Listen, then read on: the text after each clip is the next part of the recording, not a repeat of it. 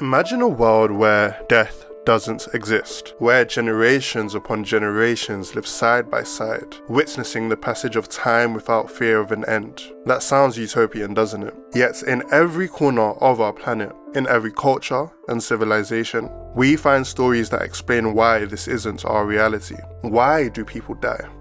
It's a question probably as old as humanity itself. So today you and I are going to embark on a journey across time and culture, exploring the fascinating mythological, cultural and religious explanations for death. We will look at the ancient Greeks, Judeo-Christian theology, as well as the beliefs of African tribes such as the Zulu people, the Urhobo people and the Efiks. If you enjoy videos like this, please like and subscribe to support the channel. Now let's get into the video.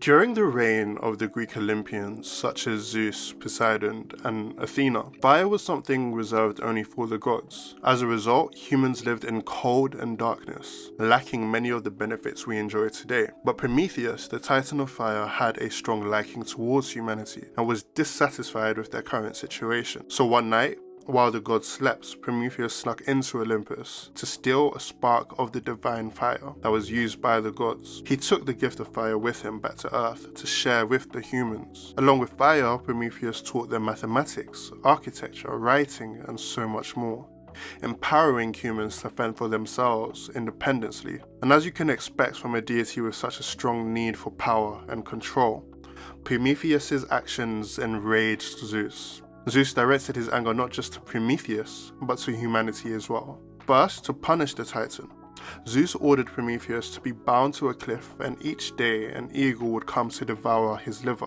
His liver would then regrow each night, condemning him to eternal torment for the rest of time. His punishment for humanity was a much more cunning strategy. Zeus summoned Hephaestus, the divine craftsman, and commanded him to create a being of unsurpassed beauty. This being would become Pandora, the first woman. Zeus then presented Pandora to Prometheus, the brother of Prometheus, along with a mysterious box that was meant to be their wedding gift, and he told Pandora never to open the box. However, this in itself was a plot by Zeus to stir curiosity in the woman. One day, unable to resist the temptation, Pandora opened the box, and out of the box came all the evils of the world, such as disease, strife, and of course, death. According to Judaism and Christianity, the story of the origin of death began in the Garden of Eden. Here, the first humans, Adam and Eve, lived in perfect harmony with nature and their creator, God. They were provided with everything they needed and were free from disease, death, and suffering. However, they had one rule: they could eat from any tree in the garden, except for the tree of knowledge of good and evil. But then temptation came. Inside the garden, the serpent entered and began to tempt and push Eve to eat from the tree. Eventually, Eve gave in and took a bite from the fruit from the tree before giving it to Adam to take his bite. The tree awakened a different level of awareness than they previously had. They became aware of their nakedness and felt shame for the first time. When God walked through the garden, they hid. God saw that they had shame and knew exactly what they had done. As a result, Adam and Eve were expelled from the Garden of Eden, with death being a penalty for their disobedience. Many African cultures have similar ideas on how death came into being, but of course there is still a lot of variation. In this part of the video, I'll cover 3 stories from the Urhobo, Zulu and Efik people.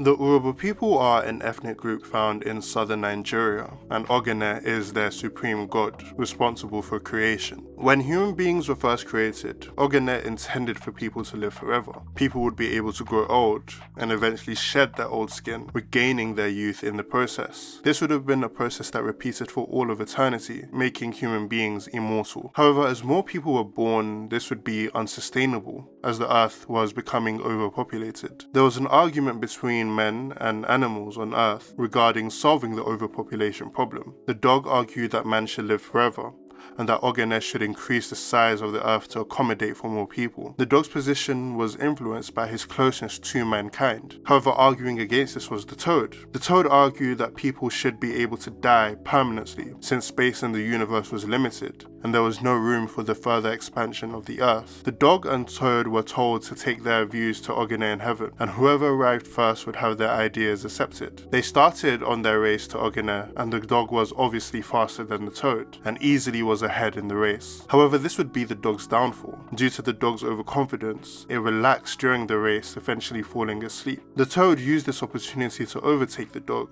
and eventually became the winner of the race. And it said to Ogene that man should not live forever, but must die. As a result, death came into the world. The Zulu people are an ethnic group primarily found in South Africa. Their story of death shares many similarities with the Urhobo story of death, as they both involve animals needing to deliver a message. According to the Zulu story, Unkulunkulu, the first ancestor of the Zulu people, also known as the Great One, picks humans from the reeds that were made by God at the beginning of creation. The humans from these reeds would become the first human beings who spread across the world. In one of his final acts, the Great One plucks the first chameleon off of a reed and sent it to tell humans that men must not die. This would have made people immortal. Unfortunately, the chameleon was slow and lazy and didn't make much progress towards his journey. The Great One became impatient with this and picked a different lizard to deliver his message. The lizard was fast and quickly arrived to give word to the humans, but there was a problem. The lizard didn't deliver the right message. Instead, the lizard said, "Men must die," making all of humanity mortal, bringing death into the world.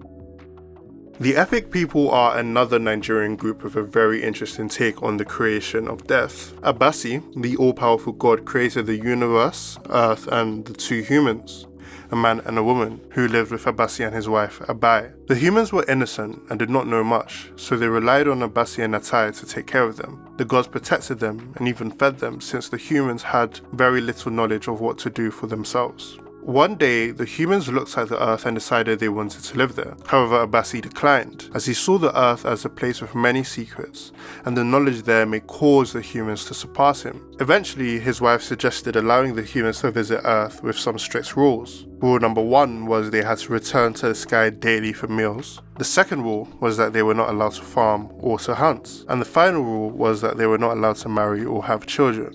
The man and the woman defied all of these rules, farming and staying on earth. The man and the woman eventually fell in love and had children, but Abasi discovered this and grew angry that they had disobeyed him. To prevent humans from becoming too powerful, Abasi introduced death and discord to the world. The first couple died, but their descendants continued to learn the earth's secrets while facing mortality and conflicts. That is the end of today's video. I hope you learned something new. And if you did enjoy the content, please like, comment and subscribe to support the channel, and hopefully see you in the next video. Take care.